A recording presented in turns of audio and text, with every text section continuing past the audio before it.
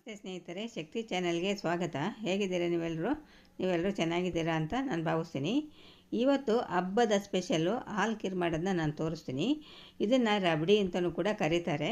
ಇದು ಯಾರಾದರೂ ಮನೆಗೆ ಬಂದಾಗ ಒಂದು 10 ನಿಮಿಷದಲ್ಲಿ ಮಾಡ್ಕೋಬೋದು. ಇಲ್ಲ ಸ್ವೀಟ್ ತಿನ್ನಬೇಕು ಅನ್ನಿಸ್ದಾಗ ಕೂಡ ಒಂದು 10 ನಿಮಿಷದಲ್ಲಿ ರೆಡಿ ಮಾಡ್ಕೊಬಿಡ್ಬೋದು. ಮನೇಲಿ ಹಾಲು ಸಕ್ಕರೆ ಇದ್ದರೆ ಸಾಕು, ಈ ಹಾಲು ಖೀರು ರೆಡಿ ಆಗುತ್ತೆ. ಮತ್ತು ಇದಕ್ಕೆ ಬೇಳೆ ಹಾಕೋದಿಲ್ಲ, ಶಾವಿಗೆ ಹಾಕೋಂಗಿಲ್ಲ, ಮತ್ತು ತೆಂಗಿನಕಾಯಿ ಹಾಕೋ ಅಷ್ಟಿಲ್ಲ. ಸುಲಭವಾಗಿ ರುಚಿಯಾಗಿ ನಾನು ಇವಾಗ ಹಾಲು ಖೀರ್ ಮಾಡೋದನ್ನ ಹೇಗೆ ಅಂತ ನಾನು ತೋರಿಸ್ತೀನಿ. ಇವಾಗ ಒಂದು ಬೌಲ್ ತೊಗೊಂಡು ಅದಕ್ಕೆ ನಾನು ಒಂದು 1/4 ಕಪ್ಪು ಹಾಲನ್ನ ಹಾಕ್ತೀನಿ. 1/4 ಕಪ್ಪು ಹಾಲು ಹಾಕಿದ ಮೇಲೆ ಅದಕ್ಕೆ 2 ಸ್ಪೂನು ನಾನು ಮಿಲ್ಕ್ ಪೌಡರ್ ಹಾಕ್ತೀನಿ.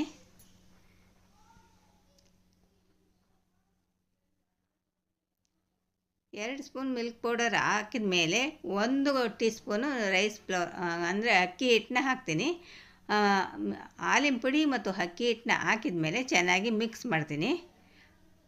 ಈಗ ನೀವು ನೋಡ್ತಾ ಇರ್ಬೋದು, ಈ ಥರ ಚೆನ್ನಾಗಿ ಮಿಕ್ಸ್ ಮಾಡಬೇಕು. ಮಿಕ್ಸ್ ಮಾಡಿದ ಮೇಲೆ ನೋಡಿ ಈ ಥರ ಇರಬೇಕು.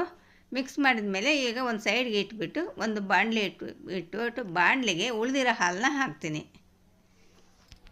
1/4 ಕಪ್ಪು ನಾನು ಅಲ್ಲಿ ಮಿಕ್ಸ್ ಮಾಡಿ ಇಟ್ಟಿದ್ದೀನಿ. ಇವಾಗ ಉಳಿದಿರೋ ಹಾಲನ್ನ ಈಗ ಒಂದು ಬಾಣಲೆಗೆ ಹಾಕ್ತೀನಿ. ಬಾಣಲೆಗೆ ಹಾಕಿದ ಮೇಲೆ ನೋಡಿ ಈ ಥರ ಕುದಿಯೋದಕ್ಕೆ ಬಿಡ್ತೀನಿ. ಕುದಿಬೇಕು ಹಾಲು. ಒಂದು 2 ನಿಮಿಷ ಚೆನ್ನಾಗಿ ಹಾಲನ್ನ ಕುದಿಸ್ಬೇಕು.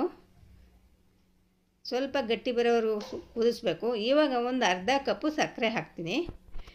ಸಕ್ಕರೆನ ನಿಮ್ಮ ರುಚಿಗೆ ಸಿಹಿ ಎಷ್ಟು ಬೇಕು ನೋಡ್ಕೊಂಡು ಹಾಕ್ಕೊಳ್ರಿ. ಈಗ ಸಕ್ಕರೆ ಚೆನ್ನಾಗಿ ಮೆಲ್ಟ್ ಆಗಬೇಕು. ಇವಾಗ ಮೆಲ್ಟ್ ಆದಮೇಲೆ ನಾನು ಮಿಕ್ಸ್ ಮಾಡಿಟ್ಟಿದ್ದೀನಲ್ಲ ಹಾಲಿನ ಪೌಡರು ಮತ್ತು ಅಕ್ಕಿ ಹಿಟ್ಟನ್ನ, ಹಾಲಿನ ಜೊತೆ ಇವಾಗ ಅದನ್ನು ಹಾಕ್ಬಿಟ್ಟು ಚೆನ್ನಾಗಿ ಕೈ ಬಿಡದ ಹಾಗೆ ತಿರುಗಿಸ್ಬೇಕು. ಮೀಡಿಯಮ್ ಉರಿ ಇಟ್ಕೊಂಡು ಚೆನ್ನಾಗಿ ತಿರುಗಿಸ್ತಾ ಇರಬೇಕು. ಇವಾಗ ನಾನು ಸ್ವಲ್ಪ ಕಲರಿಗೋಸ್ಕರ ನಾನು ಪಿಸ್ತಾ ಕಲರ್ನ ಹಾಕ್ತೀನಿ. ಇದು ಹಾಕಿಲ್ಲ ಅಂದರೂ ಕೂಡ ನಡೆಯುತ್ತೆ. ನಾನು ಸ್ವಲ್ಪ ಪಿಸ್ತಾ ಕಲರ್ನ ಹಾಕ್ತಾಯಿದ್ದೀನಿ. ಪಿಸ್ತಾ ಕಲರ್ ಹಾಕಿದ ಮೇಲೆ ಸ್ವಲ್ಪ ಗಟ್ಟಿ ಬರೋವರೆಗೂ ಕೂಡ ಚೆನ್ನಾಗಿ ತಿರುಗಿಸ್ಬೇಕು. ಒಂದು 3-4 ನಿಮಿಷ ಮೀಡಿಯಮ್ ಊರಿನಲ್ಲಿ ಚೆನ್ನಾಗಿ ತಿರುಗಿಸ್ಬೇಕು. ಇವಾಗ ನೋಡಿ ಬಾದಾಮಿ ಮತ್ತು ಗೋಡಂಬಿನ ಸಣ್ಣದಾಗಿ ಹೆಚ್ಚಿಟ್ಕೊಂಡಿರೋ ಬಾದಾಮಿ ಗೋಡಂಬಿನ ಹಾಕಿಬಿಟ್ಟು ಚೆನ್ನಾಗಿ ಮಿಕ್ಸ್ ಮಾಡ್ತೀನಿ.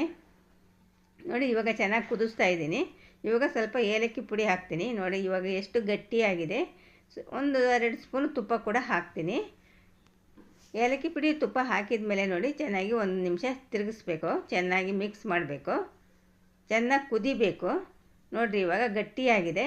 ಇಷ್ಟು ನಿಮಗೆ ತೆಳ್ಳಗೆ ಬೇಕಂದರೆ ಸ್ವಲ್ಪ ಕುದಿಸೋದನ್ನ ಕಡಿಮೆ ಮಾಡಿಕೊಳ್ರಿ. ಇಷ್ಟು ನಾನು ಗಟ್ಟಿ ಮಾಡ್ಕೊಂಡಿದ್ದೀನಿ. ನಿಮಗೆ ತೆಳ್ಳಗೆ ಬೇಕಂದರೆ ಸ್ವಲ್ಪ ಕಡಿಮೆ ಕುದಿಸ್ರಿ. ನೋಡಿರಿ ಇಷ್ಟು ಗಟ್ಟಿ ಮಾಡಿದ ಮೇಲೆ ನಾನು ಫ್ರಿಡ್ಜಲ್ಲಿ ಇಡ್ತೀನಿ. ಫ್ರಿಡ್ಜಲ್ಲಿ ಇಟ್ಬಿಟ್ಟು ತಣ್ಣಗೆ ಮಾಡ್ಕೊಂಡು ತಿಂದರೆ ತುಂಬಾ ಚೆನ್ನಾಗಿರುತ್ತೆ ಸ್ನೇಹಿತರೆ. ಈ ವಿಡಿಯೋ ನಿಮಗೆ ಇಷ್ಟ ಆದರೆ ಒಂದು ಲೈಕ್ ಕೊಡಿ, ಶೇರ್ ಮಾಡಿ. ಪ್ಲೀಸ್ ನನ್ನ ಚಾನಲ್ಗೆ ಸಬ್ಸ್ಕ್ರೈಬ್ ಮಾಡಿರಿ.